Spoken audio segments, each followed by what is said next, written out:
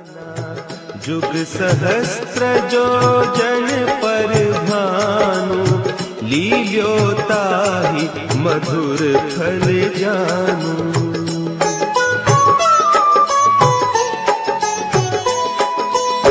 प्रभु मुद्रिका मेली मुख माही, जलधि लांघि गए अचरज नाहि। सनातन धर्म ज्ञान गंगा चैनल में आप सभी का स्वागत है। मेरे प्यारे राम भक्तों, मेरे प्यारे कृष्ण भक्तों, आप सभी को जय श्री कृष्णा, जय श्री राम जी की। मेरे प्यारे राम भक्तों, सनातन धर्म ज्ञान गंगा चैनल में इस समय हम लोग हर मंगलवार और शनिवार को श्री हनुमान चालीसा से 2 या 3 चौपाई उसके सरल आध्यात्मिक स्वरूप में सुनने और समझने का प्रयास करते हैं। आज हम श्री हनुमान चालीसा से चौपाई नंबर 18 और 19 जो इस प्रकार है। जुग सहस्त्र जो जन पर भानु, लील्योताहि मधुर फल जानू। प्रभु मुद्रिका मेल मुख माही, जल्दी लांघ गए अचरज नाहि को सरल आध्यात्मिक रूप में सुनने और समझने का प्रयास करेंगे। जय श्री कृष्णा, जय श्री राम जी की। मेरे प्यारे राम भक्तों, गोस्वामी तुलसीदास जी श्री हनुमान चालीसा के माध्यम से श्री हनुमान जी की महिमा का वर्णन कर रहे हैं। और इस चौपाई में गोस्वामी तुलसीदास जी कहते हैं, हे हनुमान जी, जुग सहस्त्र जो जन पर भानु, लील्योताहि मधुर फल जानो। मेरे प्यारे राम भक्तों, यह चौपाई गोस्वामी तुलसीदास जी आज से 500 साल पहले बता रहे हैं। और इस चौपाई में कह रहे हैं, हे हनुमान जी, आपने जो सूरज धरती से 9 करोड़ 60 लाख मील दूर है, उस सूरज को आपने मधुर मीठा फल जानकर निगल लिया था, अर्थात उसको खा लिया था। मेरे प्यारे राम भक्तों, जो ये दूरी तुलसीदास जी ने, गोस्वामी तुलसीदास जी ने हनुमान चालीसा में लिखी है, पहले इसको समझिए। जुग सहस्त्र जो जन पर भानु, जुग का अर्थ होता है एक चतुर्युग। एक चतुर्युग में जो हमारे धरती के काल गणना के अनुसार समय बनता है, वो बनता है 43,20,000 साल। मगर यहाँ पे जुग का अर्थ है 12,000 वर्ष। तो ये जो 12,000 वर्ष हैं, ये देवताओं के दिव्य वर्ष के अनुसार ये गणना की गई है, क्योंकि वेदों में ये गणना इसी प्रकार है। तो जुग का अर्थ होता है 12,000 देवताओं के दिव्य वर्ष, और सहस्त्र का अर्थ होता है 1,000, और जो उसके बाद जो योजन है, योजन 8 मील को बोलते हैं। तो जब हम 12,000 को 1,000 और फिर उसको 8 से गुना करेंगे तो यही संख्या निकल कर आएगी 9 करोड़ और 60 लाख मील। इसको जब हम किलोमीटर में बदलते हैं तो ये बनता है 15 करोड़ और 36 लाख किलोमीटर। आप एक बात जानकर हैरान रह जाएंगे, जो आज का आधुनिक विज्ञान के वैज्ञानिक हैं, उन्होंने जो आज की आधुनिक गणना से धरती से सूर्य की दूरी निकाली है, उन्होंने भी सूर्य की दूरी को 15 करोड़ किलोमीटर बताया है। तो जो गणना विज्ञान आज आधुनिक यंत्रों से बता पा रहा है, वो गोस्वामी तुलसीदास जी ने आज से 500 साल पहले बड़े स्पष्ट शब्दों में बिल्कुल वही दूरी बताई थी जो विज्ञान की है। मगर एक हैरानी की बात यह है कि विज्ञान आज भी गलत है। विज्ञान इसको बोलता है ये जो दूरी है वो 14 करोड़ और 96 लाख किलोमीटर है। मगर जो वेदों में वर्णित ये दूरी है, जो गोस्वामी तुलसीदास जी ने हमारे वेदों से जाना है, ये बिल्कुल सटीक दूरी है, 15 करोड़ और 36,000 किलोमीटर।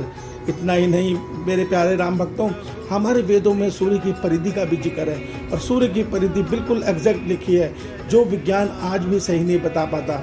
आप एक बात जानकर और हैरान रहेंगे कि आज से 500 साल पहले तो विज्ञान को यही नहीं पता था कि धरती का आकार क्या है। पहले लोग धरती को चपटा समझते थे, फिर धरती को अंडाकार कहते थे, और जब 1950 के दशक में सैटेलाइट इस अंतरिक्ष में गए तो उन्होंने जो तस्वीरें भेजी, उससे विज्ञान को यह सत्य पता लगा कि धरती तो गोल है।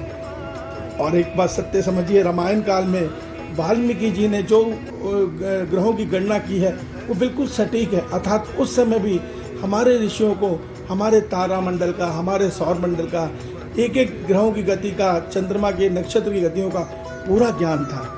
तो एक बात समझ लीजिए, जो आज के ज़्यादा पढ़े लिखे लोग हमारे धर्म को रूढ़िवादी और अंधविश्वास से बोलते हैं, उनको ये सत्य समझना चाहिए कि हमारा जो विज्ञान है वो आज के विश्व के जितने भी विज्ञान हैं उन सबसे बहुत ज़्यादा उन्नत है। इसका उदाहरण श्री हनुमान चालीसा की ही ये लाइनें हैं, जहाँ गोस्वामी तुलसीदास जी धरती और सूरज की दूरी आराम से बड़े सहज भाव से लिख देते हैं।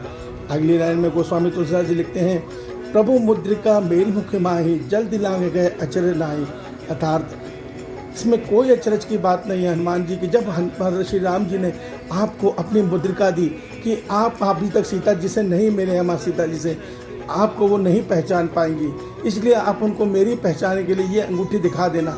वो जो अंगूठी हनुमान जी को राम जी ने दी थी, उस अंगूठी को हनुमान जी ने मुख में दबाया और ऐसी छलांग मारी कि वो समुद्र के उस पार लंका नगरी में पहुंच गए।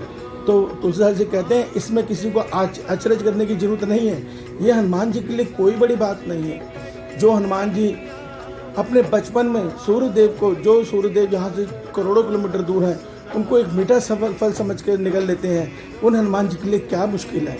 देखिए हनुमान जी वेदों के ज्ञाता हैं और वो अष्टसिद्धि नौ निधि के जाता है, अर्थात वो शंकर जी के वो अवतार हैं जिन्होंने अपने संसार की समस्त सिद्धियों और शक्तियों को जीता हुआ है, अर्थात सिद्ध किया हुआ है। तो वो समस्त शक्ति के दाता हैं और सबसे अधिक गुणवान हैं। तो इस सत्य को समझिए मेरे प्यारे राम भक्तों।